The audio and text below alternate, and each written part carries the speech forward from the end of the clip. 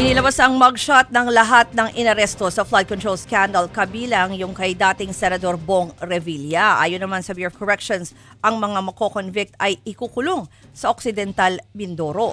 Narito po ang report ni Rainiel Pawid. Nakangiti na dumating si Cavite Representative Lani Mercado sa Quezon City Jail Male Dormitory kanina. Tumanggi na siyang magpaunlak ng panayam at dire-diretso ng bumisita sa mister na si dating Senator Bong Revilla. Pero sa kanyang Facebook page na nawagan si Mercado ng pangunawa at respeto, lalo't sumasa ilalim na sa investigasyon ang kaso ng dating senador. Umapela rin sa media at publiko si Cavite Representative Jolo Revilla na hayaang umandar ang hustisya ng walang ingay at panghuhusga. Sabi pa ng mambabatas, umaasa silang may pantay na trato ang batas base na rin sa mga ebidensya. Sa labas ng piitan, kapansin-pansin din ang ilang pulis na nagbabantay. Una nang sinabi ng BJMP na walang special treatment na ibibigay kay Revilla.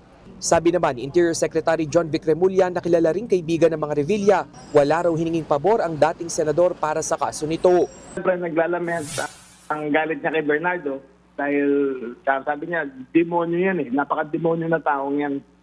So hanggang doon lang yung conversation namin. Pero yung as far as favors, wala.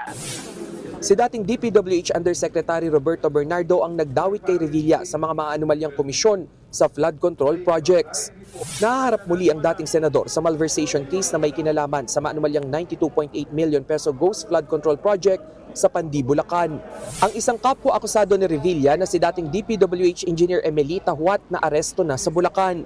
Dahil dyan, arestado na ang lahat ng 7 akusado sa Ghost Project sa Pandi, Bulacan. Inilabas na rin ng DILG ang kanilang mugshots pati na ang kay Revilla. He is a regular inmate. Ang privileges ng senator ay pareho sa privilege ng shoplifter. Samantala, inihahanda na ng Bureau of Corrections ang Supermax facility sa Sablayan Prison and Penal Farm sa Occidental Mindoro para sa mga mako-convict kaugnay ng flood control scam. Target matapos ang kulungan sa first quarter ng taon, lalo't inaasahang gugulong na rin ang paglilitis sa mga akusado. Nagbabalita mula sa Frontline, Rainiel Pawid, News 5. Mga kapatid, ako po si Ruth Cabal. Dito tayo sa totoo, dito tayo sa True FM.